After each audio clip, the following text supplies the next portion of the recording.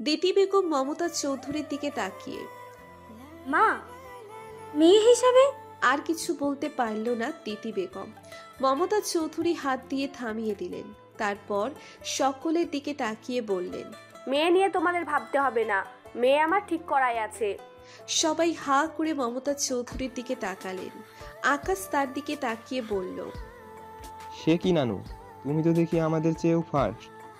মেয়ে ঠিক করা আছে মানে? মেয়ে এখানেই আছে। দিতি বেগম আর সুরাইয়া খান একে অপরের মুখ দেখছেন। তবে কি মমতা চৌধুরী ও ইশুয়াকেই পছন্দ করেছেন রবিনের জন্য? রবিন বেচারা নীরব দর্শকের মতো চেয়ে আছে কেবল। এ যেন কল্পনার বাইরে। মমতা চৌধুরীর কথা শুনে ইশুয়া আফজাল সাহেবার রেদিমা ভ্রু কুচকাল। দেলোয়ার খান এবার পোড়ন কাটলেন। আম্মা, বিষয়টা সবাইকে বুঝিয়ে বললে বুঝতে সুবিধা হতো। কেন ধোঁয়াশা তৈরি হচ্ছে? আমি চাই আমার রাজকুমারী সিনথিয়া নানুমণির সাথে আমার দাদু ভাইয়ের বিয়েটা দিতে। কিন্তু মা, আমি সিদ্ধান্ত জানিয়েছি, আর কারো কিছু বলার থাকতে পারে বলে আমার মনে হয় না।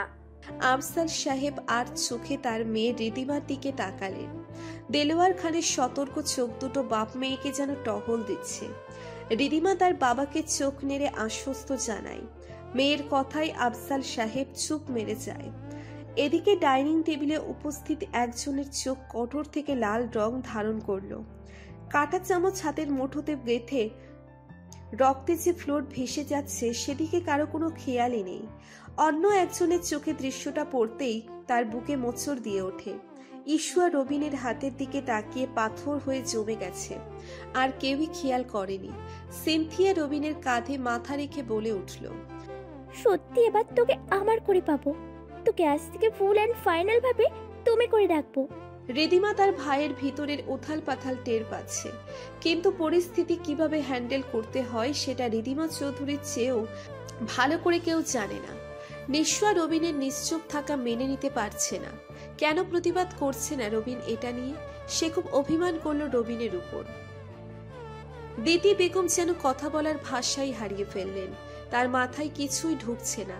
সবার অবাক হওয়া, রাগ হওয়া, পাথর হয়ে বসে থাকার মধ্যে একমাত্র একজনই শেষ চেষ্টা করতে উঠে পড়ে লাগলেন।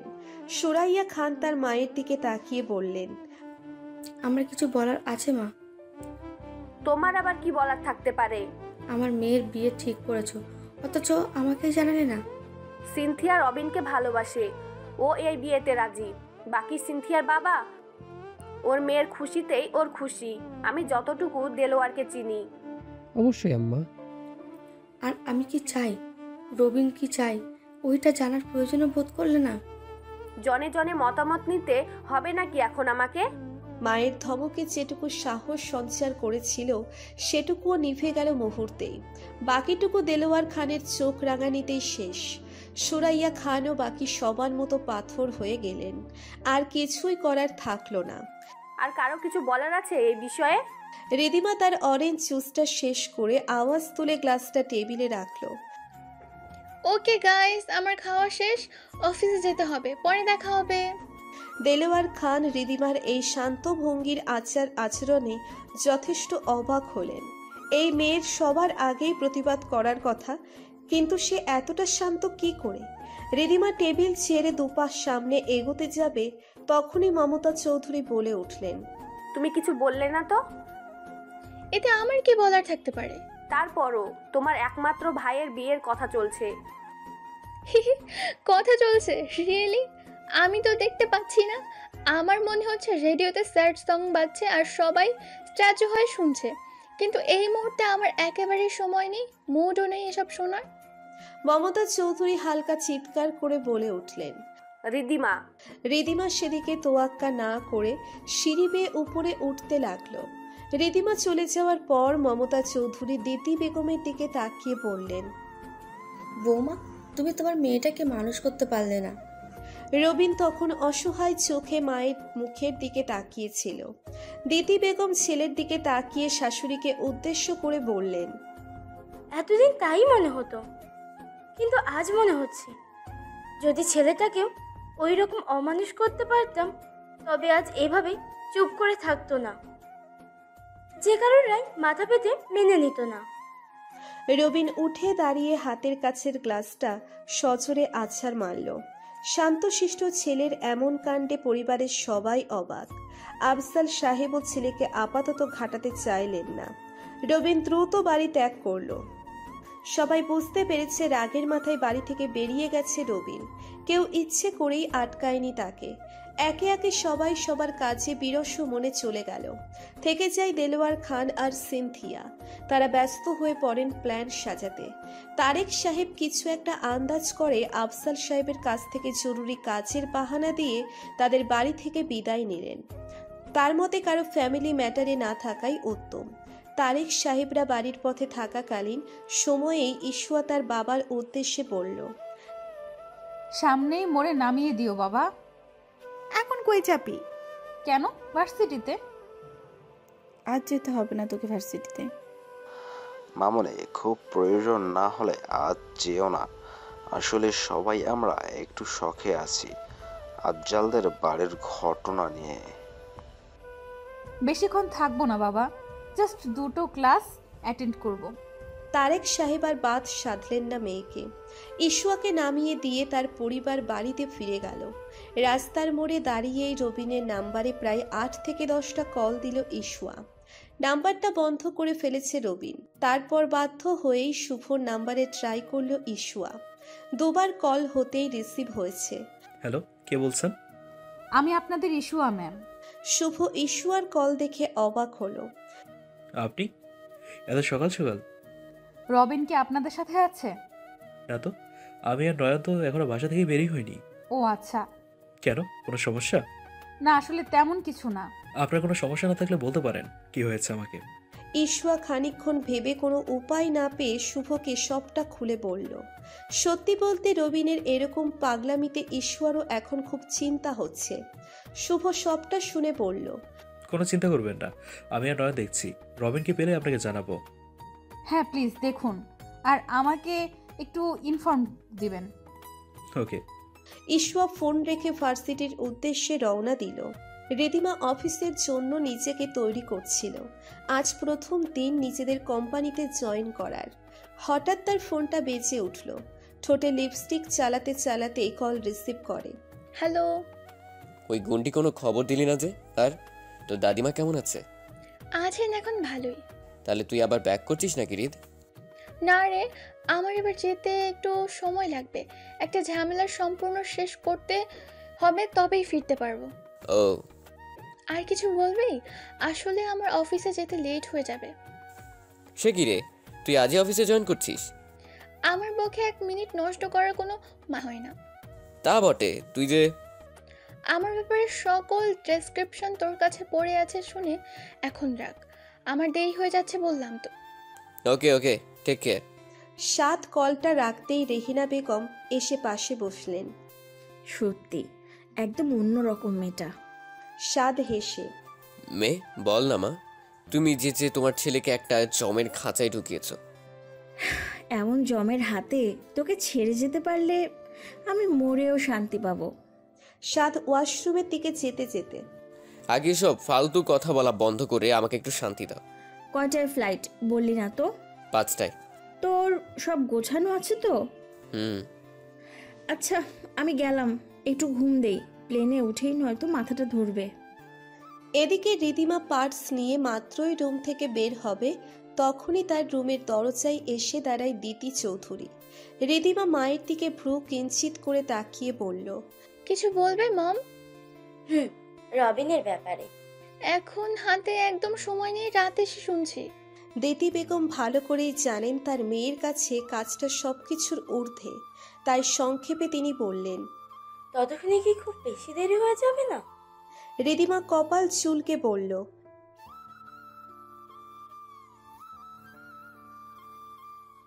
আজও তাকে বলতে পারিসনি? রিদিমা তাগাদা দিয়ে বলল, ও মম, তোমার জন্য আমার এবার সত্যি দেরি হচ্ছে। রিদিমা দিতি বেগমকে এড়িয়ে রুম থেকে বের হয়ে গেল। দিতি বেগম বুঝলেন যেখানে রিদিমা বলেছে ঠিক হয়ে যাবে, সেখানে কিছু তো একটা হবেই, তাই তিনি মাথায় আর চাপ নিলেন না।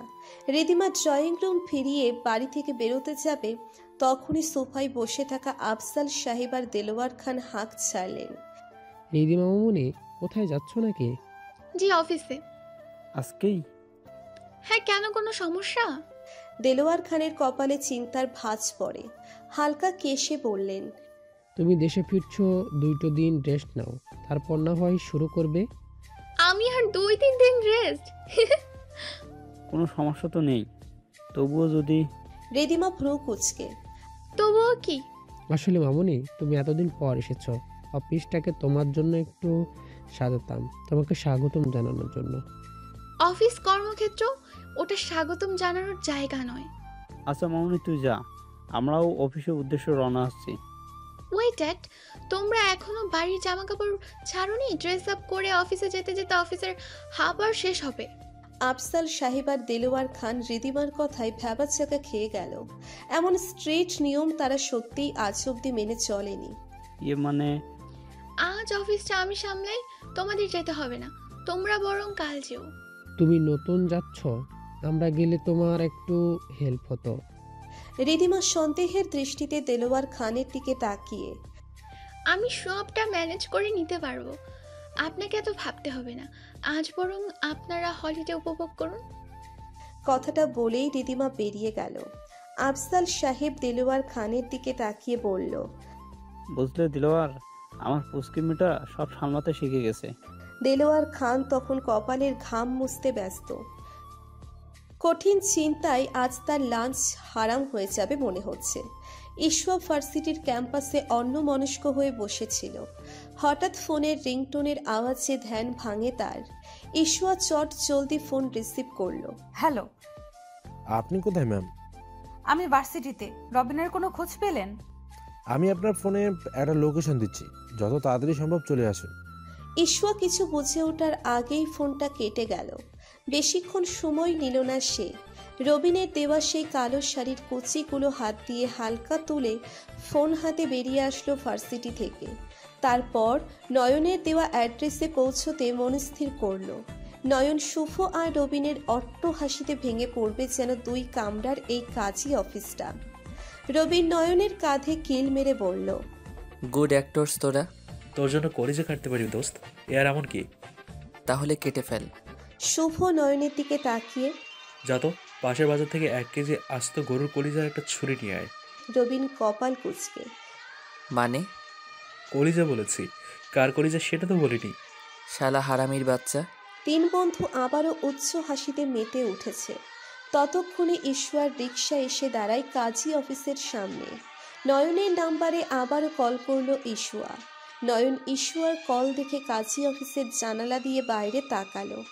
রবিনের দিকে তাকিয়ে বলল, দোস্ত এসে গেছে, এবার কি করব? রবিনটা আগে থেকেই সবকিছু তৈরি করে রেখেছে। কাজী অফিসের বোর্ড পাল্টে একটা ক্লিনিকের সাইনবোর্ড লাগিয়ে দিয়েছিল কাজী অফিসের বাইরের দেওয়ালে। নয়ন ছুটে এলো বাইরে। নয়নকে এভাবে ছুটে আসতে দেখে ইশুয়া চটজলদি করে রিকশা থেকে নামলো। রবিন কোথায়, কোনো খোঁজ পেলেন? ভেতরে আসুন তো আগে। ইশুয়া ক্লিনিক দেখে আঁতকে ওঠে। তারপর কাঁপা কাঁপা কণ্ঠে বলে, সিরিয়াস কিছু? নয়ন দুঃখী ভাব করে। প্লিজ জলদি আসুন। ইশুয়া আর নয়ন ছুটে আসে ক্লিনিকের ভিতরে। ইশুয়ার অজান্তেই তার সারা শরীর কাঁপতে থাকে। ভিতরে ভিতরে ভয় এসে বাসা বাঁধতে থাকে। ক্লিনিকে ঢুকেই রবিনকে রক্তাক্ত অবস্থায় বেডের উপর পড়ে থাকতে দেখে ঘাম ছুটল ইশুয়ার। কি হয়েছে ওনার? শুভ কান্না জড়িত কণ্ঠে, অ্যাক্সিডেন্ট করেছে। ইশুয়া ছুটে এসে রবিনের পাশে বসে, এখানে কেন এনেছেন ওনাকে? হসপিটালে নিয়ে চলুন। নয়ন আর শুভ ইশুয়ার কথাই আটকে গেল। অতপর আমতা আমতা করে শুভ বলল, জরুরি ট্রিটমেন্ট দরকার, কাছে ক্লিনিকটা ছিল তাই নিয়ে এসেছি এখানে। ইশুয়া আর শুভ নয়নদের কথার মাঝেই একজন দাড়িওয়ালা হুজুর মতো করে লোক এসেছেন কিছু পেপার নিয়ে, গায়ে সাদা অ্যাপ্রন। লোকটাকে দেখে কেমন কেমন লাগছে। এখানে পেশেন্টের কোণেকে। শুভ আর নয়ন দুজন দুজনের দিকে চোখ বড় বড় করে তাকিয়ে রইল। ইশুয়া লোকটার কথাই খেপে যায়। ইশুয়া তেড়ে এসে, এখানে একজন মারা যাচ্ছে আর আপনি তার কোণে খুঁজছেন? আপনি কি রোগী দেখতে এসেছেন নাকি বিয়ে পড়াতে? হাতুড়ি ডাক্তার নাকি আপনি? শুভ পরিস্থিতি সামলাতে এগিয়ে আসে। ইশুয়ার দিকে তাকিয়ে বলে, ম্যাম, আপাতত মাথা ঠান্ডা রেখে আগে কি বলতে চাই শোনো। আসলে আমি বলতে যাচ্ছি পেশেন্টের বাড়ির লোক কে আছেন? জি বলুন। ফর্মটা ফিল আপ করে নিচে একটা সই করে দিন তো। ঈশওয়া আর কথা না বাড়িয়ে ডাক্তার যেভাবে যেভাবে বলল সব ঠিকঠাক মতো পূরণ করলো। তারপর লোকটা শুভ আর নয়ন একসঙ্গে আলহামদুলিল্লাহ বলে উঠল। ঈশওয়া ভ্রু কুচকে তিনজনের দিকে তাকিয়ে আছে। মানে কি? পিছন থেকে রবিন সোজা হয়ে দাঁড়িয়ে ঈশওয়ার কাছাকাছি এসে ওর মাথায় শাড়ির আঁচল তুলে দিতে দিতে বলল, মানে হচ্ছে এখন থেকে আপনি আমার রেজিস্ট্রি করা বউ, মিস অধ্যাপিকা। রবিনকে এভাবে দেখে রাগে ক্ষোভে বিস্ময় নিয়ে ঈশওয়া রবিনের গালে একটা চড় বসিয়ে দিল। রবিন বেচারা কিছুই হয়নি এমন ভাব নিয়ে দাঁড়িয়ে আছে। ঈশওয়া চিৎকার করে, ছি, এভাবে চিট করবেন কখনো ভাবিনি। এতদিন যত পাগলামি করেছেন সব মেনে নিয়েছি, আর আজ তো লিমিট ক্রস করেই ফেলেছেন। রবিন কিছু বলতে যাবে তার আগেই ঈশওয়া বলে উঠল, আর কখনো আমার সামনে আসবেন না। রবিন, শুভ আর নয়ন অবাক হয়ে তাকিয়ে আছে। ঈশওয়া কাজী অফিস থেকে বের হতে নিলেই রবিন পিছন থেকে বলে উঠল, সন্ধ্যায় আসছি, তৈরি থাকুন বাড়িতে গিয়ে। এখন আমার জোর করার সম্পূর্ণ রাইট আছে, সো বাড়াবাড়ি করবেন না, নয়তো হিতে বিপরীত হবে। ঈশওয়া পিছন ফিরে, থ্রেট দিচ্ছেন? যাই ভাবেন। ঈশওয়া রেগে বেরিয়ে গেল। বাড়িতে ফিরে টানা 1 ঘন্টা শাওয়ার নিতে হবে। কি করে কেউ কারো জীবন নিয়ে এত বড় চিট করতে পারে ভেবে পাচ্ছে না ঈশওয়া। ঈশওয়া চলে যাওয়ার পর শুভ আর নয়ন রবিনের দিকে তাকিয়ে বলল, দোস্ত, এভাবে ঠকিয়ে বিয়ে করাটা কি উচিত হলো? তোরা এত প্যারা নিস না, আমার উপর ছেড়ে দে সব। দুই পরিবারের লোকেদের সামলাতে পারবি তো? আমার বাম হাতের কাজ এটা। দেখ আগে পানি কতটুকু গড়ায়। রিদিমাকে দেখিয়ে প্রথম দিনেই অফিসের কর্মচারীগণ ভয়ে তথস্থ। রিদিমা তার চেম্বারে বসে ম্যানেজার আসিফ সাহেবকে দেখা করতে বললেন। আসবো ম্যাডাম? Yes, come in. ডেকেছেন ম্যাডাম? রিদিমা হাতের এক গাদা ফাইল আসিফ সাহেবের দিকে ছুঁড়ে মেরে চেঁচিয়ে বলল, এসব কি? হিসেবের এত গোলমাল? কত কোটি টাকা মেরে খেয়েছেন সবাই? আসলে ম্যাডাম, কিচ্ছু শুনতে চাই না আমি। বিকেলের মধ্যে সব হিসাব হয়তো ঠিকঠাক করে বুঝিয়ে দিবেন, নয়তো জব ছাড়ার প্রস্তুতি নিন। আসিফ সাহেব কতগুলো অপমান নিয়ে রিদিমার চেম্বার থেকে বেরিয়ে আসলেন। রিদিমার চেম্বার থেকে বেরিয়েই কল দিলেন দেলোয়ার। স্যার, ম্যাডাম তো হিসাব চাইছে। আর তুমি কি বলেছ? আমি বেশিক্ষণ সামলাতে পারবো না মনে হয়, আপনি যত তাড়াতাড়ি সম্ভব চলে আসুন। আচ্ছা, আমি আসছি, আর কিছুক্ষণ হ্যান্ডেল করো। জি। কল কেটে আসিফ সাহেব ব্যস্ত হয়ে পড়লেন হাতের ফাইলগুলো নিয়ে। আজ আর কারো রক্ষা নেই, ভালোই বোঝা যাচ্ছে। ঈশওয়া সেই সকাল 11টায় এসে ঘরে দরজায় খিল দিয়েছে। এখন পাচ্ছে বিকেল 4টা। দরজা খোলার কোনো নামগন্ধই নেই। তার বাবা মা মেয়েকে নিয়ে চিন্তায় অস্থির হয়ে আছেন। সকালে তো সবকিছুই ঠিকঠাক ছিল, এই হালকা কিছু সময়ের মধ্যে এমন কি হলো যে মেয়ে বাড়িতে এসে নিজেকে এমন ঘরবন্দি করে রেখেছে? ঈশওয়ার ঘরের দরজার সামনে সমানে পায়চারি করে চলেছেন তারেক সাহেব। ঝুমা বেগম পার হাতের কাজ ফেলে মেয়ে দরজা খুলেছে কিনা খোঁজ নিতে আসছেন। একমাত্র নিঃস্বারই কোনো ভ্রুক্ষেপ নেই, কারণ রবিনের কাছে ফোন করে সবটা জেনে নিয়েছে সে। তাছাড়া সামনে এক্সাম, কত পড়া বাকি, তাই নিজের ঘরে বসে পড়া তৈরি করছিল নিঃস্বা। ঈশওয়া বেডের উপর বসে সকালে রবিনের দেওয়া সেই কালো শাড়িটার দিকে তাকিয়ে আছে। কাঁদতে কাঁদতে চোখ মুখ বন রুটির মতো ফুলিয়ে ফেলেছে বেচারি। এভাবে জীবনের এত গুরুত্বপূর্ণ সিদ্ধান্ত নিয়ে কেউ এমন প্রতারণা করবে কখনো ভাবতে পারেনি সে। ঈশওয়া নিচে নিচে বিড়বিড় করে বলতে লাগলো, আমি আপনার প্রতি একটু কোমল হতেই এত বড় একটা ভুল আমার সাথে আপনি করে ফেললেন মিস্টার রবিন। অনেক পস্তাতে হবে এর জন্য আপনাকে, কখনোই ক্ষমা নেই আপনার। তারেক সাহেব এইবার অধৈর্য হয়ে মেয়ের ঘরের দরজায় নক করে বসলেন। ঈশওয়া মামনি, কি হয়েছে বলবে তো আমাদের? এভাবে নিজেকে ঘরবন্দি করে রাখার কি কোনো কারণ আছে? ঈশওয়া বাবার কথার কোনো জবাব দিল না। সে ফোপাতে ফোপাতে কাঁদতেই ব্যস্ত। রিদিমার অফিসে তখন তাণ্ডব চলছিল। আজ সারা দিনে সে শুধু কোম্পানির বড় বড় বাজেটের ফাইলগুলো দেখছিল, কিন্তু একটা ফাইলের হিসাব ও ঠিকঠাক মতো নেই। সব কিছুতেই গড়মিল করে হিসাব মিলিয়ে স্টোর রুমে রেখে দেওয়া হয়েছে। এই নিয়ে সারা অফিসের কর্মচারীদের অফিসের হলরুমে একসঙ্গে জড়ো করে ভয়াবহ মিটিং বসিয়েছে সে। সকল কর্মচারীর সামনের এই তুফানময়ী লেডি বসকে দেখে খানিকটা ভয়ে জড়সড় হয়ে আছে।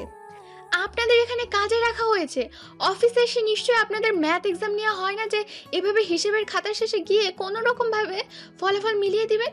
আসলে ম্যাডাম, রিদিমা ধমকে উঠল। আপনি থামুন, কোনো কৈফত চাই না আমি কারো কাছ থেকে। এই ফাইলগুলোতে যত গরমিল আছে সব ঠিকঠাক মতো আমাকে কাল বুঝিয়ে দেবেন, নয়তো কোম্পানির পক্ষ থেকে আইনি পদক্ষেপ নেওয়া হবে। সবাই রীতিমতো ভয় পেয়ে গেল। এরকম কঠোরতা আফজাল সাহেব ও কখনো দেখেননি। এই একদিনে যতটা হেনস্থ হতে হচ্ছে রিদিমার কাছে, রিদিমা আবারও বলতে লাগলো, একদিন, জাস্ট একদিনের মাঝে সব ঠিকভাবে আমাকে বুঝিয়ে দিতে না পারলে অফিসের যতটা লস হয়েছে আপনাদের তার দ্বিগুণ জরিমানা চুকাতে হবে। হলরুমে এইরকম 100 ডিগ্রি সেলসিয়াস মেজাজের মধ্যে হঠাৎ হলরুমের দরজায় আওয়াজ হলো। দারোয়ান আবুল চাচা রিদিমার দিকে তাকিয়ে বললেন, ম্যাডাম, ছোট সাহেব আইছে। বসতে বলুন চাচা, আমি এখন ব্যস্ত। ভীষণ জরুরি কিছু হয়তো। রিদিমা হলরুমে থাকা সিসিটিভি ফুটেজের মনিটরে চোখ রাখতেই রবিনকে বসে থাকতে দেখে, হাতে ব্যান্ডেজ। আর যাই হোক, একদিনে অফিসের সবকিছু ঠিক করা পসিবল নয়। আর রবিনের বিষয়টা নিশ্চয় গুরুতর, তাই সে অফিসের স্টাফদের আরও কিছু কথা শুনিয়ে দিয়ে মিটিং শেষ করে হলরুম থেকে বেরিয়ে যায়। রিদিমা নিজের চেম্বারের বাইরে রবিনকে বসে থাকতে দেখে তাকে ইশারা দিয়ে ভিতরে আসতে বলে। রবিন বড় বোনের পিছন পিছন ঢোকে। বস। রবিন রিদিমার সামনের চেয়ারটায় বসে পড়ে। কিছুক্ষণ চুপচাপ থাকার পর রবিন বলে উঠল, আপনি? বল। একটা ভুল করে ফেলেছি। কি করেছিস? রবিন রিদিমাকে সবকিছু খুলে বলল। রিদিমা সবকিছু শুনে স্বাভাবিকভাবেই বসে রইল। কি করবো এবার তুমি বলো। কাজটা কি তুই ঠিক করেছিস? আমি ইসুয়াকে হারাতে পারবো না আপনি। মিস অধ্যাপিকা থেকে ইসুয়া? বাহ। রবিন বিষণ্ণ মুখে। এখন সে আমার লিগালি ওয়াইফ। তা ও তাকে ঠকিয়েছে, এভাবে ঠকানোর কি দরকার ছিল বলতো? তুমি কাল দাদিজানের কথা শুনোনি? শুনেছি তো। আমি সিনথিকে বিয়ে করতে পারবো না। রিদিমা ভ্রু কুঁচকে। কেন? এত জেরা না করে বলো এইবার কি করব। হবু বউকে বাড়িতে আনার প্ল্যান দাও। রিদিমা খানিকক্ষণ কিছু ভাবলো, তারপর রবিনের দিকে তাকিয়ে বলল, ড্যাডকে কল দে, বল যে ইমিডিয়েটলি আমার সাথে দেখা করতে। রবিন চোখ বড় বড় করে বলল, তুমি এখন ড্যাডকে বলবে নাকি এসব? অবশ্যই, বাড়িতে কেউই তোদের বিয়ের কথা জানে না। এখন যদি ইসুয়াকে জোর জবরদস্তি করে নিয়ে যাস ও বাড়িতে, গিয়ে তুই কি বলবি? মা ধরো, তোমার জন্য কাজের মেয়ে নিয়ে এসেছি। রবিন অসহায় মুখ করে বলল, আপনি? তুই ড্যাডকে কল দে, আমি সবটা সামলে নিচ্ছি। রিদিমার কথা মতো রবিন আফজাল সাহেবকে কল দিয়ে জরুরিভাবে অফিসে আসতে বলে। রিদিমা রবিনকে পাঠিয়ে দেয় অন্য কাজে। আফজাল সাহেব অফিসে এসে রিদিমার কেবিনে যায়। আসবো মামুনি? আসো ড্যাড। আফজাল সাহেব কেবিনে ঢুকতে ঢুকতে, প্রথম দিনে অফিসের পরিবেশ এতটা পাল্টে গেছে, বিশ্বাসই হচ্ছে না। তুমি নিজের বিজনেসটাকেও একটু সামলাতে পারলে না? লজ্জা হবার প্রয়োজন নয় কি? মেয়ে হয়ে বাবাকে এভাবে বলছিস? না অফিস, না বাড়ি, আর না ভার্সিটি, কোনোটাই তোমার সামলানো হয়নি তো আর কিভাবে বলবো? তাই তো, তোকে কতবার বলি দেশের বিজনেসে বস, বাইরে বিজনেস দিয়ে কি হবে? ফালতু কথা রাখো ড্যাড, যে কারণে তোমাকে ডাকা। হ্যাঁ বল। রিদিমা রবিনের আর ইস্যুয়ার পুরো ঘটনাটা খুলে বলল আফজাল সাহেবকে। আফজাল সাহেব সবটুকু শুনে হাঁ করে রইল। এবার কি করা উচিত তুমিই বলো। হতচ্ছাড়া, এত বড় একটা কাজ করে বসলো কাউকে কিছু না জানিয়ে। যা হওয়ার হয়েছে, এখন কি করবে বলো। ইস্যুয়া মেয়ে হিসেবে খুব ভালো, তারেককে আমি সামনে নিতে পারবো। এমনিতেই আমার বন্ধু আর বন্ধুর বউয়ের রবিনকে খুব পছন্দ আমার মনে হচ্ছে, কিন্তু ইস্যুয়াকে আর আমাদের বাড়ির লোকদের, বিশেষ করে মাকে কে সামলাবে? ইম্পসিবল। ইসুয়ার ব্যাপারটা রবিনের হাতে ছেড়ে দাও। যে মেয়েকে এভাবে বিয়ে করে নিয়েছে তোমার ছেলে, সেই তার বউকে বাড়ি টানার ব্যবস্থা করবে, আর বাদ বাকি বাড়ির লোক অ্যান্ড দাদি চান ওইটা আমি দেখে নিব। তবে এই কাজটা আমার বাদর মার্কা বদদাস ছেলে ভালোই করেছে। মনের মতো একটা ছেলের বউ পেয়েছি। আগে আঙ্কেলকে রাজি করাও তো। এটা আমার বাঁ হাতের খেল। ওকে, এবার তুমি আসতে পারো ড্যাড, আমি সময় মতো বাড়িতে পৌঁছে যাব। আফজাল সাহেব দাঁড়াতে দাঁড়াতে বললেন। আমার অফিস থেকে আমাকে বের করে দিচ্ছে, কি ভাগ্য। অফিস থেকে বেরিয়ে আফজাল সাহেব তার প্রাণপ্রিয় বন্ধু তারেক সাহেবের বাসার উদ্দেশ্যে রওনা হলেন, আর মনে মনে বন্ধুকে কি করে মানাবেন সেই ছক কষতে থাকেন। সাত আর তার মা রেহিনা বেগম এয়ারপোর্টে বসে আছে ফ্লাইটের উদ্দেশ্যে। হঠাৎ এক অপরিচিত কণ্ঠে চমকে ওঠে সাত। আরে মিস্টার সাদ আওয়াসান না? রেহানা বেগম ভ্রু কুঁচকে তাকিয়ে রইল। সাত দাঁড়িয়ে বলল, জি আপনি? আমি আপনাকে চিনি, কিন্তু আমি তো আপনাকে কখনো দেখেছি বলে মনে হচ্ছে না। দেশে ফিরছেন নাকি? জি আমিও। আপনাদের সমস্যা না থাকলে জয়েন হতে পারি, সুদেশী বলে কথা। রেহানা বেগম যেন এতক্ষণ নিজের দেশের কোনো যাত্রীকে খুঁজছিলেন। কথার ছুরি নিয়ে বসল। সাত তার মায়ের বাচ্চামিতে বেজায় বিরক্ত। নির্দিষ্ট সময়ে ফ্লাইট ছাড়া হলো, আর অল্প কিছুক্ষণের মধ্যেই নিজ দেশে আর নিজের প্রিয় মানুষটার কাছে পৌঁছে যাবে সাত। রিদিমা ক্লান্ত হয়ে অফিসের বাইরে এসে দাঁড়ালো।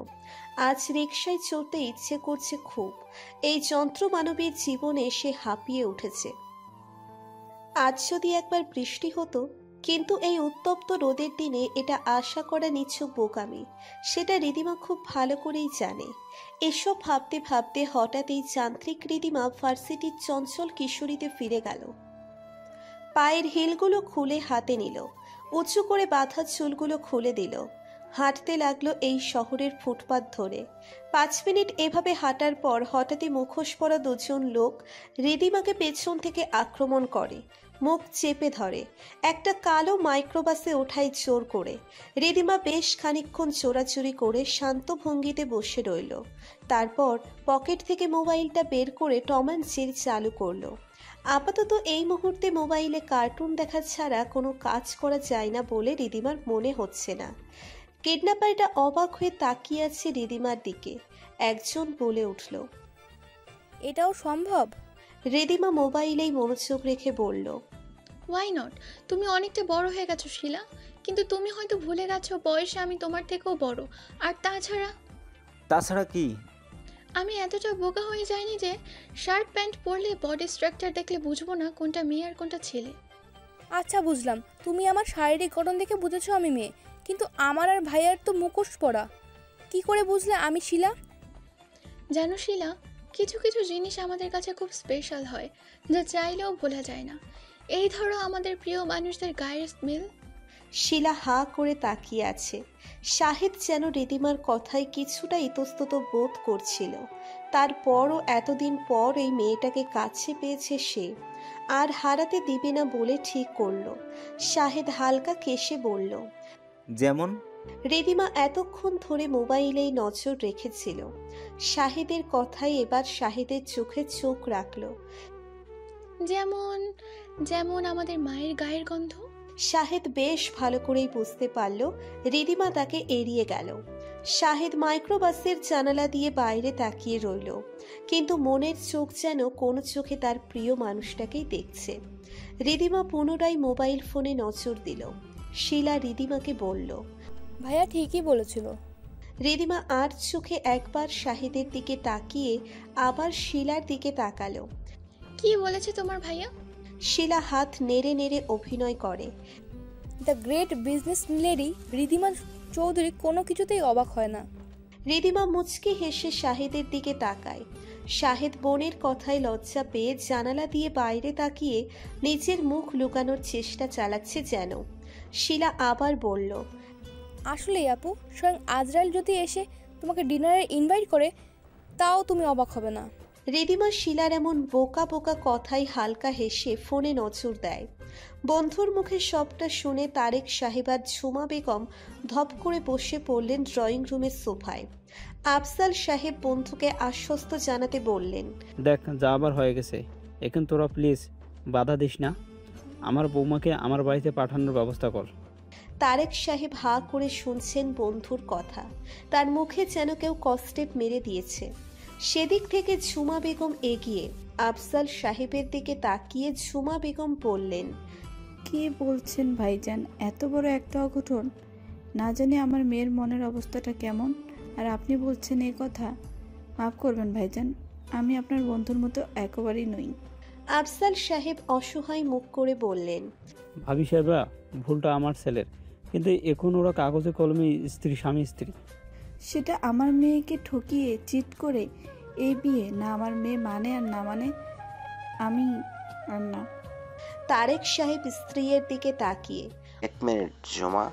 অতঃপর আফজাল সাহেবের দিকে তাকিয়ে বললেন, এখন তুই আমাকে কি করতে বলিস? কবুল পড়া না হলেও কাগজ কলমে এখন সাক্ষী যে রবিন ইস্যুয়া হাজব্যান্ড ওয়াইফ। আমার ইস্যুয়াকে পুত্রবধূ মানতে কোনো আপত্তি নেই। তোরা চাইলে এই মুহূর্তে ঘরোয়াভাবে কাজী ডেকে কবুল করাটা হয়ে যাক। রেজিস্ট্রি হয়েছে আমাদের অজান্তে, এখন কবুল পড়বে ঘরোয়া উপায়ে। তারপর আমার মেয়েকে নিয়ে বাড়িতে যাবি। 2 বারের লোক ছাড়া ইস্যুয়া আর রবিনের বিয়ের কথা কেউ জানবে না। ঝুমা বেগম আবারও কিছু বলতে যাবে, তারেক সাহেব তাকে থামিয়ে দিলেন। আর 2 দিন পর না হয় আমার মেয়ের মনের অবস্থা ঠিক হয়ে যাবে। ধরে নিলাম সবকিছু স্বাভাবিক হবে, কিন্তু যখন তোর বাড়ি থেকে আমার মেয়েটা বের হবে তখন সমাজের লোকদের কি বলবে? তোদের পরিবার রাজি হলে ইস্যু মামুনিকে আমার বাড়িতে নিয়ে যাই। আজ আমার বাড়ির পরিবেশ শান্ত হলে না হয় ইস্যুয়ার জন্য রিসেপশন রাখবো। ঝুমা বেগম তারেক সাহেবের দিকে তাকিয়ে, একটু ঘরে চল, তোমার সাথে আমার কথা আছে। ভাবিজানেরও নিজের মেয়ের জীবন নিয়ে মতামত জানানোর অধিকার আছে। তোরা না হয় সিদ্ধান্ত নিয়ে আমাকে জানা, আমি এখনই ততক্ষণ অবধি অপেক্ষা করছি। তারেক সাহেব আর ঝুমা বেগম পাশের ঘরে গিয়ে অনেক কথা কাটাকাটি করে অবশেষে ইস্যুয়ার আর রবিনের রেজিস্ট্রি না চাইতেও মেনে নিলেন। রবিন নিঃসন্দেহে ভালো ছেলে, মেয়ে দিতে আপত্তি থাকার কথা নয় কোনো বাবা মায়ের, কিন্তু এভাবে মেয়ের অনিচ্ছাতে বিয়েটা তারা প্রথমে মেনে নিতে পারেননি।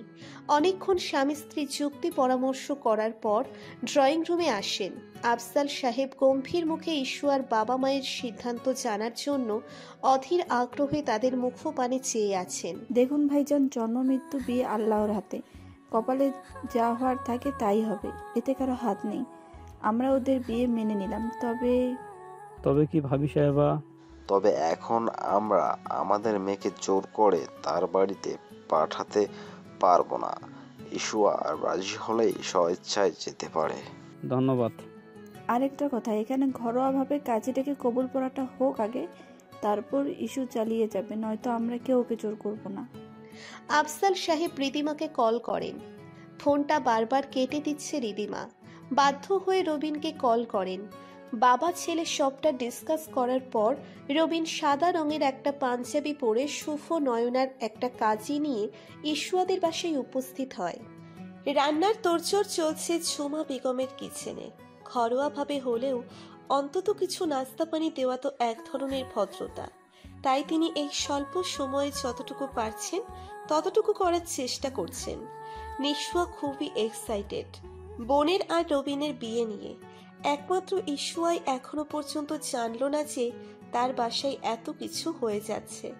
স্বয়ং কাজী সাহেব রেডি তার আর রবিনের বিয়ে পড়াতে। ড্রয়িং রুমে বাবা আর শ্বশুরের সাথে 2 বন্ধুকে নিয়ে বসে আছে রবিন।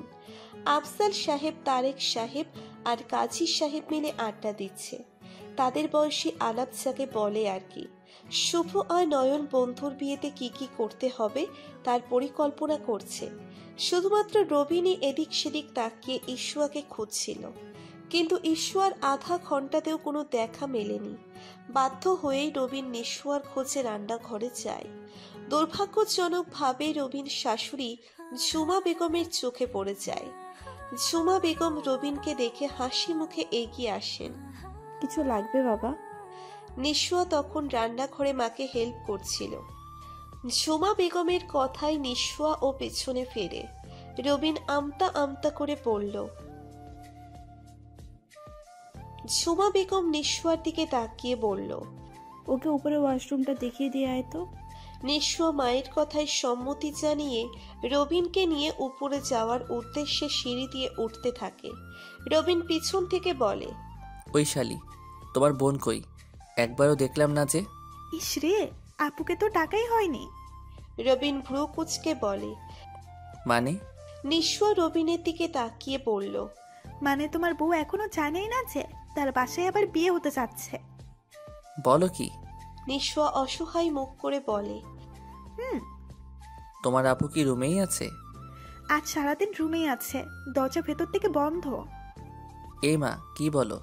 আমি কাজই নিয়ে বসে আছি আর তোমার বোন এখন অবধি দরজা বন্ধ করে বসে আছে? আম্মু আমাকে ডাকতে বলেছিল, আমি তো ফুলে বসে আছি। আচ্ছা, এই মহান দায়িত্ব তুমি আমার উপর ছেড়ে দাও। আপু রাজি হবে তো? তাছাড়া তুমি কিভাবে ওর রুমে ঢুকবে? দরজা তো ভেতর থেকে লক। এক্সট্রা চাবি নেই? বাবার রুমে দেখতে হবে। জলদি যাও, আমি অপেক্ষা করছি। নিঃস্বা তারেক সাহেবের ঘরে গিয়ে অনেক খুঁজে চাবি নিয়ে এলো।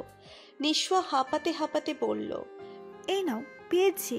রবিন চাবিটা হাতে নিয়ে বলল, ওকে, এবার তুমি আসতে পারো শালি সাহেবা। নিঃস্বা হাঁ করে তাকিয়ে আছে। তারপর রবিনের দিকে কপাল কুঁচকে তাকিয়ে বলল, এখন আমাকে আর দরকার নেই বলে এভাবে তাড়িয়ে দিচ্ছ? আহা, রাগ করছো কেন? এখন তুমি যদি আমার সাথে থাকো, আন্টি তোমার খোঁজে এখানে চলে আসবে আর আমার বউকে রাজি করানো মুশকিল হয়ে যাবে। নিঃস্বা নিচে যেতে যেতে বলল, হয়েছে, আর বাহানা দেখাতে হবে না। লাভ ইউ শালিকা। গুষ্টি গিলাই এমন দুলাভাইয়ের। রবিন নিঃশব্দে ইশুয়ার রুমের দরজা খুলে ভিতরে ঢুকলো। উপর হয়ে শুয়ে আছে ইশুয়া, চোখ মুখ ফুলে বারকার হয়ে আছে, ফর্সা গালগুলো লাল হয়ে আছে স্পষ্ট। ইশুয়া গভীর ঘুমে বিভোর। রবিন ইশুয়ার মাথার কাছে বসলো। ইশুয়ার মুখপানে চেয়ে রইল অপলক। তারপর ইশুয়ার মাথায় হাত রাখে, চুলে বেলি কেটে দেয়। ইশুয়া ঘুমের মাঝে যেন আরাম পাচ্ছে। এপাশ থেকে ওপাশে ফিরে আবার ঘুমিয়ে গেল। রবিন ইশুয়ার কানের কাছে ঠোঁট লাগিয়ে বলল, মিস অধ্যাপিকা। ইশুয়া ঘুমের মাঝেই জবাব দিল, আপনি আমাকে ঘুমেও শান্তি দিবেন না? না না, এইবার থেকে 24 আওয়ার্স অশান্তিতে জ্বলবেন আপনি। একবার খালি আমার বাড়িতে চলুন। ইশুয়ার ঘুম ভেঙে গেল। হুট করেই উঠে বসে। সামনে রবিনকে দেখে ভরকে যায় সে। সকালের ঘটনা মনে পড়তেই চেঁচিয়ে ওঠে, এখানে কি চাই? আমার রুমে কি করছেন আপনি? কিভাবে ঢুকেছেন? রবিন ইশুয়ার মুখ চেপে ধরে। আরে আস্তে আস্তে, তুমি কি আমাকে প্রথম দিনেই শ্বশুরবাড়িতে লজ্জায় ফেলবে নাকি? ইশুয়া রবিনের হাতের তালুতে কামড় বসিয়ে দিল। রবিন ব্যথা পেয়ে হাত সরিয়ে নেয়। ইশুয়া রেগে উঠে দাঁড়ায়। রবিন ইশুয়া সেখানটায় কামড় দিয়েছিল সেখানে চুমু খায়। তারপর ইশুয়ার দিকে তাকিয়ে বলে, কবুল পড়ার আগেই লাভ বাইট দিলে? ইশুয়া হা করে দাঁত দেখিয়ে বলল, আসুন আরেকটা দেই। রবিন হেসে বলল, মিস অধ্যাপিকাকে এখন পিচ্ছি পিচ্ছি মনে হচ্ছে। উফ, বিরক্তিকর। সবে তো শুরু হলো ম্যাম। এই বের হন তো আমার রুম থেকে। আপনাকে আমার আর সহ্য হচ্ছে না। বের তো হবই, শত হোক বউ নিয়ে প্রথম রাত তো আর শ্বশুরবাড়িতে থাকা যায় না। একটা কাজ করো তো, জলদি রেডি হয়ে নাও। রেডি হব মানে? নিচে কাজী সাহেব অপেক্ষা করছে, জলদি তৈরি হয়ে এসে কবুলটা পরে নাও। কি? কেন, কি বলেছি শোনোনি? বুঝলাম না। আমাদের দুই ফ্যামিলি আমাদের রেজিস্ট্রি মেনে নিয়েছে। এখন শুধু আমার আর তোমার কবুল বলে বাসর করার পালা। ফালতু কথা কম বলুন। কিসের কাজে কিসের বিয়ে? সিন ক্রিয়েট করো না ইশুয়া। সকাল থেকে সহ্য করছি সব, তাই বলে ভাববেন না আপনি যা যা বলবেন তাই হবে। হ্যাঁ, সেটাই হবে। না, হবে না। আমার লাইফ, আমার মর্জি। রবিন ইশুয়ার কথায় ক্ষেপে যায়। রেগে ইশুয়ার হাত চেপে ধরে। আমাকে রাগিও না ইশুয়া, অনেক ভালোবাসি, হারাতে পারবো না তোমাকে। ভালোবাসার মানুষকে ঠকানো যায় না। আপনি তো আমাকে ঠকিয়েছেন। রবিন এইবার হাত মুড়িয়ে পেছন চেপে ধরে। এই মেয়ে, ভালো করে বলছি যে বুঝতে পারছো না নাকি বুঝতে চাইছো না? ইশুয়া ব্যথায় কোকিয়ে ওঠে। আহ, ব্যথা পাচ্ছি। আমার খারাপ রূপটা বের করে এনো না, জলদি তৈরি হয়ে নিচে এসো। ঈশ্বর রবিনকে সজোরে ধাক্কা মারে। মগের মুল্লুক নাকি? যা বলবেন তাই করতে হবে? বাড়াবাড়ি হচ্ছে কিন্তু ইসুয়া। আপনি তো লিমিট ছাড়িয়ে গেছেন। রবিন রেগে যায় প্রচন্ড। না, এভাবে বুঝলে হবে না, অন্য টেকনিক ইউজ করতে হবে। হঠাৎ রবিনের মাথায় একটা বুদ্ধি এলো। রবিন এগিয়ে গিয়ে দরজা লক করে, তারপর ঈশ্বর দিকে এক পা এগোতে থাকে। কি করছেন? রবিন মুচকি হেসে, আপনি যখন আমার সাথে কবুল পরে আমার বাড়িতে যেতে চাচ্ছেন না, তাহলে আমাকে বাসর ঘরটা এখানেই সেরে ফেলতে হচ্ছে। ছি ছি। কি ছি? আপনার কি মনে হয় আমি কাপুরুষ?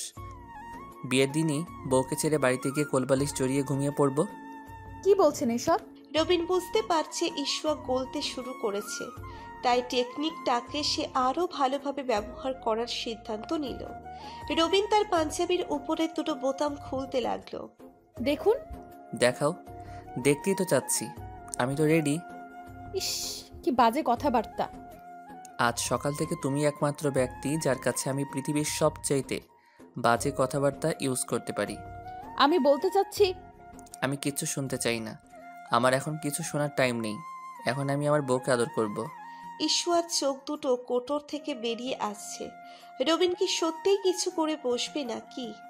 ভয়ে কলিজা পানি শুকিয়ে গেল ঈশিয়ার। রবিন ও ঈশ্বর ভয়টাকে বাড়িয়ে দিতে সামনে এগোতে থাকে। Stop it. কি? আপনি কি চান সেটা বলুন। এই তো আমার ভালো বউ। শোনো, 5 মিনিটের মধ্যে একটা সুতি শাড়ি পরে নিচে চলে আসো। আমরা অপেক্ষা করছি। আমাকে রেহাই দিন, আমার ভালো লাগছে না এসব। আচ্ছা, তোমার শাড়ি পরতে ভালো লাগছে না তো আমি পরিয়ে দিচ্ছি, কোনো ব্যাপার না।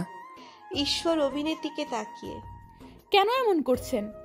ভালোবাসি তাই, যা বলছি তা করো। আর হ্যাঁ, আঙ্কেল আন্টির সামনে বিয়ে নিয়ে কোনো ধরনের অশান্তি করো না। তাদের সামনে দ্বিমত পোষণ করো না ভুলেও, তারা যাতে মনে করে তুমিও বিয়েটা মেনে নিয়েছো। মনে থাকবে? রবিন ঈশ্বরকে তৈরি হতে বলে ড্রয়িং রুমে চলে আসে। ঈশ্বর হালকা পিঙ্ক কালারের একটা শাড়ি পরে রবিনের কথা মতো নিচে নেমে আসে। ঝুমা বেগম ও মেয়েকে কিছুক্ষণ বুঝিয়ে শান্ত দেন। তারেক সাহেব যথাসাধ্য চেষ্টা করেন মেয়েকে বোঝাতে। তারপর হালকা খাওয়া শুরু সেরে কাজী সাহেব ঈশ্বর আর রবিনের বিয়ে পড়ান। খুব সুন্দরভাবে ঈশ্বর আর রবিনের বিয়ে সম্পন্ন হয়। তারপর রবীন্দ্রের বাড়ি ফেরার পর্ব এলো। নিশুয়া আর মাকে জড়িয়ে ধরে কিছুক্ষণ কাঁদল ইশুয়া। আজ বাড়িটা সত্যি ফাঁকা ফাঁকা লাগবে নিশুয়ার কাছে। ইশুয়ার বুকটাও ফেটে যাচ্ছে কষ্টে, কিন্তু কিছুই করার নেই। বিয়ের পর বাবার বাড়িতে ঠাঁই হয় না কোনো মেয়েরই। আফজাল সাহেব অনেক বুঝিয়ে ইশুয়াকে নিয়ে বাড়ির পথে রওনা দিলেন। শাহেদ আর রিদিমা ডাইনিং টেবিলে মুখোমুখি 2 চেয়ারে বসে আছে। কি দিয়ে কথা শুরু করবে কেউই বুঝতে পারছে না। এভাবে এখানে নিয়ে আসার মানে?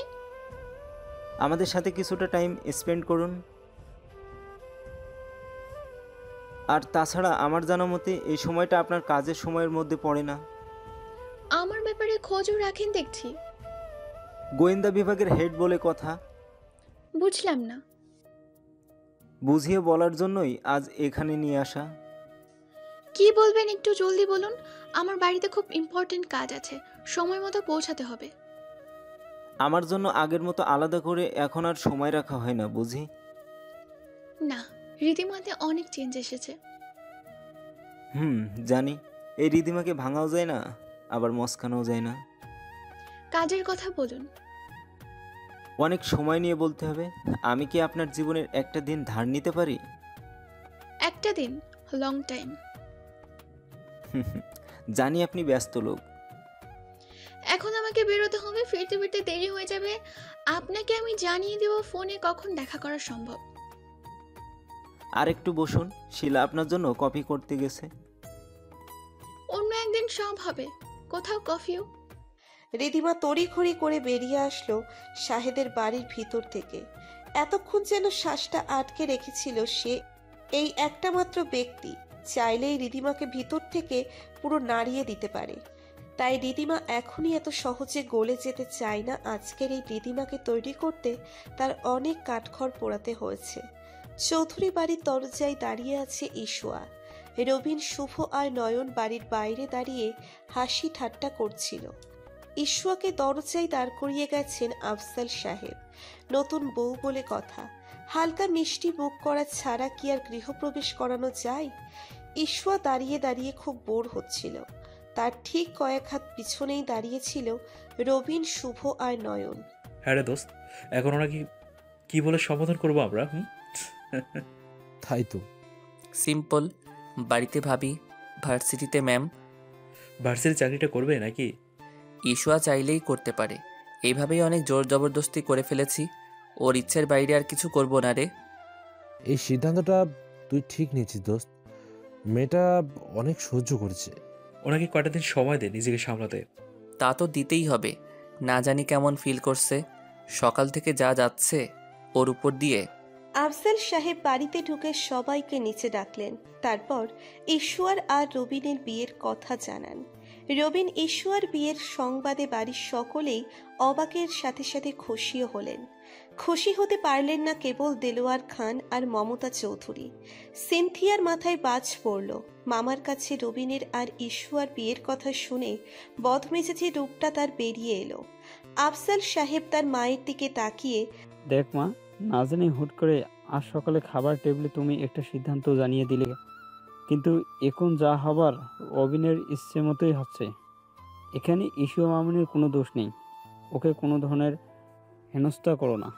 মমতা চৌধুরী চিৎকার করে উঠলেন, আফজাল! দেখ দেলোয়ার, আমি জানতাম না কিছু, পরে জেনেছি। ধরলাম আপনি কিছু জানতেন না। জানার পর বিষয়টাকে কি ধামাচাপা দেওয়া যেত না? মানে? যেভাবে ওরা জানিয়ে বিয়ে করে নিয়েছে সেভাবেই আমরা ওদের ডিভোর্সটা করিয়ে নিতাম। কাজী ডেকে বিয়ে পড়িয়ে বাড়িতে নিয়ে আসার কি কোনো দরকার ছিল? মুখ সামলে কথা বল দেলোয়ার, আমার ছেলে। আফজাল সাহেব আর কিছু বলতে পারল না। মমতা চৌধুরী রেগে বলে উঠলেন, এই বিয়ে আমি মানি না। দিতি বেগম দৌড়ে আসেন শাশুড়ির কাছে। মা, বিয়েটা যখন হয়ে গেছে। বৌমা, তুমি চুপ করো। এবার এগিয়ে এলেন সুরাইয়া খান। আর কত মন ভাঙবে মা? এবার তো নিজের সিদ্ধান্ত অন্যের উপর চাপিয়ে দেওয়া থেকে থামো। বয়স তো কম হলো না। তুমি আমাকে জ্ঞান দিচ্ছ? দেলোয়ার খান তার স্ত্রীর দিকে তেড়ে আসেন। ঘরে যাও, মায়ের উপরে একটা কথাও শুনতে চাই না আমি। সিনথিয়া নেকা কান্না শুরু করে দিল। এগিয়ে গেল মমতা চৌধুরীর দিকে। নানু, এবার আমার কি হলো? রবিন কেন এমন করলো আমার সাথে? মমতা চৌধুরী সিনথিয়ার মাথায় হাত রেখে বললেন, কাঁদে না নানু ভাই, কিচ্ছু হয়নি। এই তো এখনই আমি সব ঠিক করে দিচ্ছি। মমতা চৌধুরীর কথায় বাপ বেটি যেন আশ্বাস ফেলেন। দেলোয়ার খান আর সিনথিয়া একে অপরের দিকে তাকিয়ে চোরা হাসি দিলেন। মমতা চৌধুরী এগিয়ে গেলেন আফজাল সাহেবের দিকে। এই মেয়েকে বউ হিসেবে আমি মানি না। ওকে যেখান থেকে এনেছো সেখানে রেখে আসো। এতক্ষণে মুখ খুলল সিনথিয়ার ভাই আকাশ। মমতা চৌধুরীর দিকে তাকিয়ে বলল, নানু, এটা কোনো মালপত্র নয়। একটা মানুষের জীবন নিয়ে আমাদের এভাবে খেলা করার কোনো অধিকার নেই। দেলোয়ার খান ধমকে ছেলেকে চুপ করিয়ে দিলেন। দরজায় দাঁড়িয়ে থাকা ঈশ্বর কানে সবকিছু গেলেও বাড়ির এই কথা কাটাকাটির পর্ব রবীন্দ্রের কানে এখনো পৌঁছয়নি। লজ্জায় ঈশ্বর সোজা হয়ে দাঁড়াতে পারছে না। আজকের দিনটা ঈশ্বর জীবনের সবচেয়ে খারাপ দিন। সকাল থেকে কী সব ঘটে যাচ্ছে তার সাথে, এর উপর সারাদিন কিছু খায়নি। বিদায় শরীর কাঁপছে, আর নিতে পারছিল না ঈশ্বর। তারপরও দাঁড়িয়ে আছে লোক লজ্জায়। ঈশ্বর মনে মনে ভাবে তার কি ভুল ছিল? সে তো বিয়েটা করতে চায়নি। তাদের বাড়ির ছেলেই তো জোর করে তাকে ঠকিয়ে বিয়ে করেছে, অথচ এতগুলো কথা তাকে শুনতে হচ্ছে। ঈশ্বর মাথা ভন ভন করে ঘুরছে, কিন্তু বাইরে থেকে ঈশ্বরকে দেখলে কেউ বলবে না এই মেয়ের শরীরটা ভালো নেই। আফজাল সাহেব জোর করে কিছু বলতেও পারছেন না। মনে মনে তিনি রেদিমার অভাব ভোগ করছেন। মেয়েটা এখনো আসছে না কেন? মমতা চৌধুরী দরজায় এগিয়ে যান। এই মেয়ে, বের হও বাড়ি থেকে। আমি ঈশ্বর আমতা আমতা করতে থাকে। নানির আশ্বাসে এবার যেন সিনথিয়ারও সাহস বাড়ল। তেড়ে আসে ঈশ্বর দিকে। তোকে নানু বের হতে বললো না? কানে যায়নি? স্টুপিড একটা। অন্য কোনো দিন হলে চুপ থাকতো না ইশুয়া, কিন্তু আজ কিছু বলা ঠিক হবে না তার। এমনিতেই অনেক ধৈর্যশীল এই মেয়ে, আজই প্রথম দিন এই বাড়িতে। আজকে কোনো প্রতিবাদ করা ঠিক বলে মনে হচ্ছে না তার। সিনথিয়া আবারও রেগে বলল, তুই কি নিচে থেকে বের হবি নাকি চুলের মুঠি ধরে বের করব? ইশুয়া হা করে তাকিয়ে আছে। জীবনে কেউ ওর সাথে এমন আচরণ করেনি, কাউকে নিজের সাথে খারাপ আচরণ করার সুযোগ দেয়নি সে। আফসাল সাহেব সিনথিয়াকে ধমকে উঠলেন। সিনথিয়া, কি করছো তুমি? সিনথিয়া ইশুয়ার দিকে তাকিয়ে মামার উদ্দেশ্যে বলে উঠলেন, মামু, তুমি সব ছোট লোকদের চেনো না, ওদের কি করে সোজা করতে হয় তা আমার ভালো করে জানা আছে। কথাটা বলেই সিনথিয়া ইশুয়াকে যেই একটা চড় মারতে যাবে তখনই সামনে থেকে কেউ ওর হাত ধরে ফেলল। ইশুয়ার সারা শরীর কাঁপছে, আর নিতে পারছে না এত অপমান। শেষ রক্ষা হলো না, ঢলে পড়ল পাশে দাঁড়িয়ে থাকা রিদিমার উপর। রিদিমা এখনো এক হাতে শক্ত করে সিনথিয়ার হাতের কবজিটা ধরে আছে। ইশুয়া তার গায়ে পড়ার সঙ্গে সঙ্গে অন্য হাত দিয়ে তাকে ধরে ফেলল। ঠিক পেছনে চোখ লাল করে দাঁড়িয়ে আছে রবিন, তার চোখের আগুনে যেন ঝলসে যাবে পুরো চৌধুরী বাড়ি। রিদিমা ভাইয়ের দিকে তাকিয়ে বলল, ওকে উপরে নিয়ে যা, ওর বিশ্রামের দরকার। রবিন সিনথিয়ার দিকে এগোতে যাবে, তখনই আবার বলে উঠল রিদিমা, এই দিকটা আমি সামনে নিচ্ছি, তো তুই ইসুয়াকে দেখ, উপরে নিয়ে শুয়ে দে। রবিন তার লাল চোখ দুটো দিয়ে যেন সিনথিয়াকে ওয়ার্নিং দিল। বেচারি সিনথিয়া, রিদিমা আর রবিন দুই বাঘের মুখে পড়ে। তার অবস্থা এখন হিরো আলমের প্রথম স্ত্রী। রবিন ইশুয়াকে কোলে তুলে নিল, দোতলায় নিচের রুমের উদ্দেশ্যে পা বাড়ালো তার সিনিয়র লাইফ পার্টনার নিয়ে। আজকে থেকে তাদের নতুন জীবন শুরু হতে চলছে। রবিন আর ইশুয়া যাওয়ার পর রিদিমা সিনথিয়ার দিকে তাকালো। এবার বল, কি বলছিলি এতক্ষণ? সিনথিয়ার হাত এত শক্ত করে ধরে আছে রিদিমা, যেন হাতের হাড় ভেঙে পায়ে শোয়ার অবস্থা। রিদিমা হ্যাচকা মেরে হাতটা ফেলে দিল। হাত সামলে রাখবি এরপর থেকে, নয়তো হাতের জায়গায় আর হাত থাকবে না, ভেঙে গুঁড়ো করে দিব। দেলোয়ার খান এগিয়ে এসে মেয়েকে ধরলেন। মমতা চৌধুরী রিদিমার উদ্দেশ্যে বললেন, এটা তুমি কি করলে? রিদিমা তখনও সিনথিয়ার দিকে তাকিয়েছিল। দাদিকে উদ্দেশ্য করে বলল, আপনার সাথে আমি পরে কথা বলছি, আগে আপনাকে এই চ্যাপ্টারটা শেষ করতে দিন। রিদিমা এগিয়ে যায় দেলোয়ার খান আর সিনথিয়ার দিকে। তারপর কি যেন বলছিলি, ইসুয়া ছোট লোক, কি তাই তো? দেখ রিদিমা মামুনি, তুমি কিছু জানো না, তাই এইভাবে আমার মেয়েকে ভুল বুঝছো। সিনথিয়া ভয়ে ছলো ছলো চোখে তাকিয়ে আছে রিদিমার দিকে। ফুফা সাহেব, আমি এর শুরু থেকে শেষ অবধি সবটা জানি। আপাতত আমাকে আপনার এই গুণধর মেয়ের সাথে কথা বলতে দিয়ে আপনি চুপ থাকলেই খুশি হব, নয়তো তীর অন্যদিকে ঘোরাতে সময় লাগবে না আমার। রিদিমার কথায় সন্দেহের গন্ধ পেলেন দেলোয়ার খান। চুপ হয়ে গেলেন তিনিও। রিদিমা আবারও ফোকাস করলো সিনথিয়ার দিকে। তুই ইসুয়াকে ছোট লোক বলেছিলি না? আসল ছোট লোক তো তোরা। সিনথিয়া নীরবে চোখের জল ফেলছে। আপু, ইসুয়া মেয়েটা তো তাও নিজের বাড়ি থেকে এসেছে, তোদের বাপ বেটির তো সেটাও নেই, তো এখানে ছোট লোক কে হলো বল? কথাগুলো দেলোয়ার খান আর সিনথিয়ার গায়ে বিঁধলেও সুরাইয়া খান আর আকাশের গায়ে লাগছে না। তারা ভালো করেই জানে রিদিমা যে যেমন তার সাথে ঠিক তেমন আচরণই করে। নেক্সট টাইম আমার ভাইয়ের বউয়ের সাথে এমন দুর্ব্যবহার করার মতো দুঃসাহস দেখাবি না একদম। আমি এই বিয়ে মানি না। বিয়ে হয়েছে ইসু আর রবিনের, ওরা দুজন মানলেই হলো, আমি আর আপনি মানার কে? আগের মতোই বেপরোয়া রয়ে গেলে তুমি। এই বংশের রক্ত শরীরে বইছে বলে কথা, পূর্বপুরুষদের রক্তে এমন তেজই ছিল। মমতা চৌধুরী জানে এই মেয়ের সঙ্গে আর যাই হোক তার পেরে ওঠার সাধ্য নেই, তাই তিনি স্থান ত্যাগ করলেন।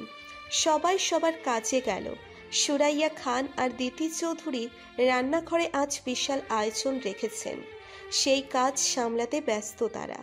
রিদিমা আর আফসাল সাহেব কিছু নিয়ে ডিসকাস করতে বসেছে। দেলোয়ার খান এবং সিনথিয়ার প্ল্যান বেচতে যাচ্ছে একের পর এক। সে চিন্তায় তাদের রাতের ঘুম হারাম। ঈশ্বর জ্ঞান ফেরেনি 2 ঘন্টা হলো। চৌধুরী বাড়ির সবাই চিন্তিত। ফ্যামিলি ডক্টর এসে জানিয়ে গেছেন বিপি কমে যাওয়ায় জ্ঞান হারিয়েছে।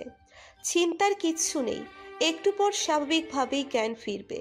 দিদি বেগম পোলাও, চিকেন কারি, বিফ কারি সব রান্না করেছেন নতুন বৌমার জন্য। সাথে আছে সর্ষে ইলিশ, পটল আর ট্যাংরা মাছের তরকারি, ছোট মাছ কামরাঙ্গার টক, পায়েস। রবিন বসে আছে খাটের কোণে, ঈশ্বর ঠিক মাথার পাশে। ঈশ্বর হাতটা নিজের হাতের মুঠোয় নিয়ে নিঃশব্দে চুমু খেলো সে। ঈশ্বর মায়াবী মুখখানা খুব করে কাছে টানছে তাকে, অপলক চেয়ে আছে নববধূর মুখের দিকে। রবিনের মনে পড়ল হঠাৎ পিঠের সেই জোড়া তিলের কথা। মুহূর্তেই উষ্ণ হাওয়া বয়ে গেল শরীর জুড়ে। সঙ্গে সঙ্গে ঈশ্বর হাত ছেড়ে দিল রবিন। কাঁথা দিয়ে ঈশ্বরকে ঢেকে দিয়ে বারান্দার দিকে পা বাড়ালো। রবিন ভিড় ভিড় করে নিজেকে নিচে বলল, ছি রবিন, এই তুই কি ভাবছিলি? এমনিতেই মেয়েটার প্রতি অনেক অন্যায় করে ফেলেছিস, আর করিস না ওর প্রতি কোনো অন্যায় আচরণ, অনেক হয়েছে। এবার ওকে ওর মতো করে থাকতে দে। বারান্দায় এসে রকিং চেয়ারটাতে বসলো রবিন। এখন মাথায় তার অনেক কিছু চলছে, সবকিছু কেমন অগোছালো, গুছিয়ে নিতে হবে ঠিকঠাক করে। চোখগুলো বন্ধ করে একের পর এক গুটি সাজাতে লাগলো চিন্তার জগতে। রিদিমা কফিতে চুমুক দিয়ে ল্যাপটপে কিছু জরুরি কাজ করছিল। হঠাৎ ফোনের রিংটোনের আওয়াজে কাজ থেকে মনোযোগ সরায়। বলো, কোনো খবর পেলে? ম্যাম, আপনার ফোনের ছবি পাঠিয়ে দিয়েছি। সবার মুখে মাস্ক পরা ছিল। ছবিগুলো লোকটার বাড়ির পাশে বড় শপিং মলটার সামনে সিসিটিভি ফুটেজ থেকে সংগ্রহ করেছি। আর কোনো তথ্য? লোকটার বাড়ি এসে প্রথমেই কাউকে ভীষণ মারধর করে গেছে, কিন্তু যারা লোকটাকে কিডন্যাপ করেছে তারা ভিন্ন গ্যাংয়ের কেউ। তার মানে তুমি বলতে চাইছো আমার উপর হামলা করা লোকটাকে প্রথমে কেউ এসে মারধর করে রেখে গেছে, তার ঠিক পরে অন্য আরেকটা গ্রুপ তাকে কিডন্যাপ করে নিয়ে গেছে? Exactly ma'am. কিন্তু এমনটা কারা করবে? ডোন্ট নো ম্যাম, কিন্তু যারা করেছে তারা আপনার ভালো চায় নিশ্চয়ই। আমি এটা নিয়ে এখন ভাবছি না। রিদিমা চৌধুরী নিজেই নিজের জন্য যথেষ্ট। আমি ভাবছি আমাকে এখানে 3টা গ্যাং ফলো করছে, যার মধ্যে একটা আমাকে মারতে চায় আর 2টো গ্রুপ আমার কাছে কেউ। কে তারা? বিশাল বড় ধাঁধা। ম্যাম, সেটাই তো ভাবছি। ওকে, রাখছি তবে। আমি ছবিগুলো দেখি, নজর রাখো ভালো করে, সব কিছু পয়েন্টে পয়েন্টে আমাকে জানাবে। কলটা কেটে রিদিমা সেন্ড করা পিকগুলো দেখতে লাগে। কালো মুখোশে ঢাকা প্রতিটা মুখ। 3টে লোক জোর করে ধরে নিয়ে যাচ্ছে হামলাকারী লোকটাকে। রিদিমা চুম করে পিকগুলো খুব মনোযোগ সহকারে দেখতে লাগলো। কেমন জানি চেনা চেনা লাগছে, পরিচিত কেউ, কিন্তু মনে পড়ছে না ঠিক। চোখগুলো তার চির পরিচিত কারোর, এটা সে হলপ করে বলতে পারে, কিন্তু কার? হঠাৎ শাহেদের কথা মনে পড়ে রিদিমার। আজ দুপুরে যখন শাহেদ রিদিমাকে কিডন্যাপ করেছিল তখন এরকম মাস্কই পরেছিল, কিন্তু একরকম দেখতে অনেক মাস্কই হয়। শুধু শুধু সন্দেহ করা একদম ঠিক হচ্ছে না। চোখগুলো আরো গভীরভাবে দেখতে থাকে রিদিমা। না, এগুলো শাহেদের চোখ নয়। তবে তবে কি? আর ভাবতে পারছে না রিদিমা। মাথায় এই মুহূর্তে বেশি প্রেশারও নিতে পারছে না সে, তাই আবার ল্যাপটপে মন দিল। সাদ আর রেহেনা বেগম পা রাখলো দেশের মাটিতে। প্লেন ল্যান্ড করেছে এই মাত্র। এয়ারপোর্টের মাটিতে পা রাখতেই রেহেনা বেগম একটা জোরে নিঃশ্বাস টানলেন। আহ, মাটির গন্ধ, দেশের মাটি। সাদ মুচকি হেসে পিছনে ফিরে মায়ের দিকে তাকিয়ে বলল, এয়ারপোর্ট থেকে বেরো, তারপর ধুলোবালি দিয়ে ডিনার করবে। তুই ডাক্তার, রোগীর প্রবলেম দেখ, দেশের এত খুদ তোকে ধরতে হবে না। সত্যি কথা বললেই খেপে যাও, বাঙালি বলে কথা। হ্যাঁ, আমি বাঙালি। আর তুই? তুই রোহিঙ্গা? ঝগড়া বাসায় ফিরে করবে, চলো তো আগে। রেহানা বেগম ছেলের সঙ্গে এগিয়ে যাচ্ছেন এয়ারপোর্টের পথ ধরে। কিছু পথ যাওয়ার পর সাদের দিকে তাকিয়ে জিজ্ঞেস করলেন, রিদিমাকে বলেছিস আমরা দেশে আসবো যে? কাল সকালে ওর অফিসে গিয়ে একেবারে সারপ্রাইজ দিব ভাবছি। রেহানা বেগম হেসে বললেন, এই না হলে রোমিও। না মা, দেবদাস আমি। আরে বাজে কথা রাখ, তুমি মিলিয়ে নিও। নিঃস্ব পড়ছিল মন দিয়ে। একা একা বসে থাকলেই শুধু বোনের কথা মনে পড়ছে, ভালো লাগছে না। তার চেয়ে ভালো নিজেকে পড়াশুনোয় ব্যস্ত রাখা। তাই সে আপ্রাণ চেষ্টা করছে বইয়ে মনোযোগ দিতে। ঝুমা বেগম ও নিশুয়ার ঠিক পিছনে বসে আছেন। আজ সারা বাড়ি কেমন খা খা করছে, যেন শুনশান কবরস্থান। তাই ছোট মেয়ের রুমে এসে বসে আছেন তিনি। তারেক সাহেবও এখনো বাড়ি ফেরেননি। সেই যে গলির মুখের চায়ের দোকানে গিয়ে বসে আছেন, মেয়ে যাওয়ার পর থেকে এখনো আসেননি বাড়িতে। হয়তো বাড়িতে এলে মেয়ের অভাব বোধ করবেন, তাই ইচ্ছে করেই বাড়ি ফিরছেন না তিনি। সত্যিই বাড়ি থেকে একজন মানুষ চলে গেলে কেমন যেন মরা মরা লাগে বাড়িটাকে। ঈশ্বর জ্ঞান ফিরেছে, চোখগুলো মেলে বোঝার চেষ্টা করছে সে এখন কোথায়। পরক্ষণে সে বুঝতে পারল সে এখন রবীন্দ্রের বাড়িতে।